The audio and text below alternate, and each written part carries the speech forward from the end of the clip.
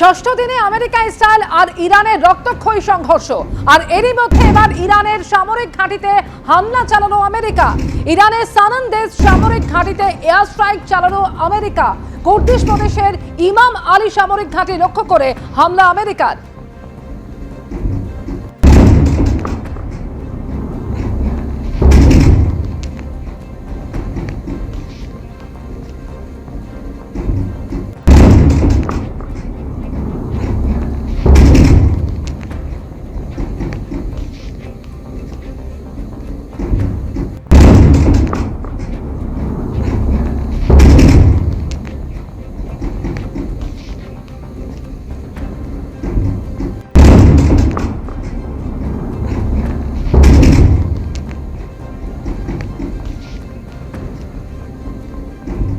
সেই ছবি আপনাদের সামনে রেখেছি। ইরানের সামরিক ঘাঁটিতে এবার হামলা আমেরিকার। সানান্দেজ সামরিক ঘাঁটি এবং সেখানে এয়ার স্ট্রাইক চালালো আমেরিকা।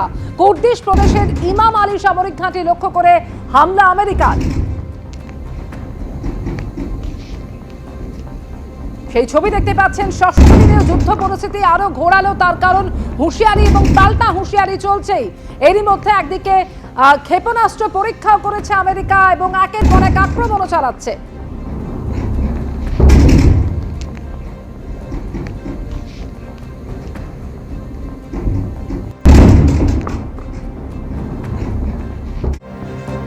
এদিকে পশ্চিম এশিয়া দেশগুলিতে হামলা হয়েই চলেছে। এরই মধ্যে ড্রোন হামলা এবার প্রতিহত করলো আবুধাবি। আবুধাবিতে ড্রোন হামলা প্রতিহত এয়ার ডিফেন্স সিস্টেমের। ড্রোন হামলা প্রতিহত করলেও 6 জন আহত হয়েছেন। পাকিস্তানি এবং একজন নেপালের বাসিন্দাও রয়েছেন তাদের মধ্যে।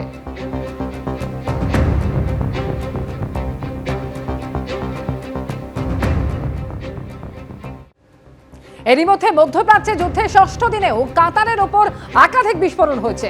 দোহার আকাশে দেখা গিয়েছে সেই বিস্ফোরণের শব্দ।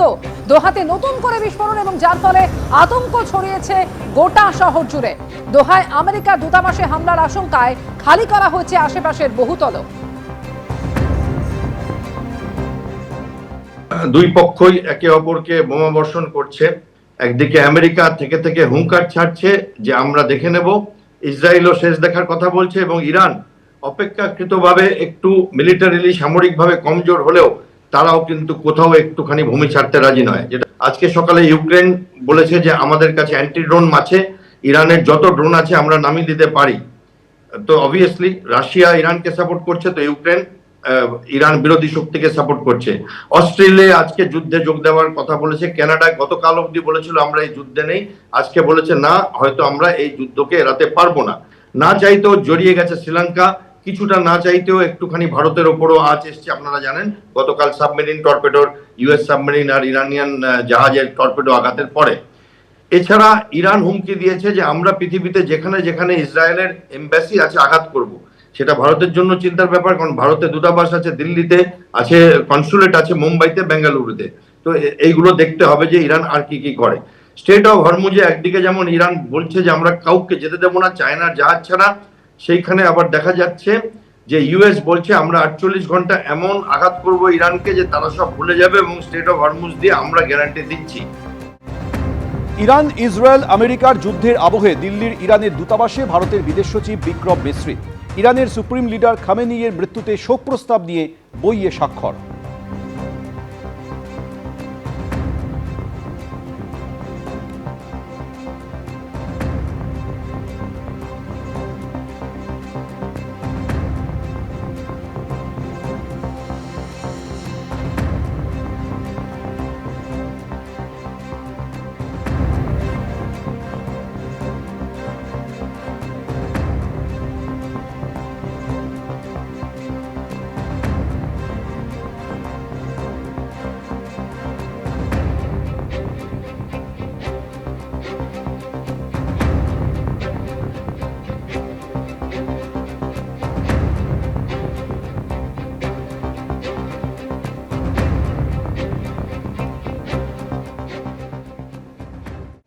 ভোটের আগে জেলায় জেলায় বিজেপির পরিবর্তন রথযাত্রা। হিঙ্গলগঞ্জের ছবি আপনাদের দেখালাম, আর এবার দেখাবো কোচবিহারের ছবি।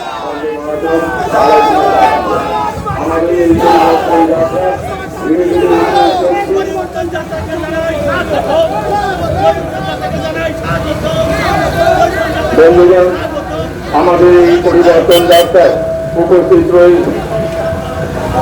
হয়েছেন আমাদের প্রাক্তন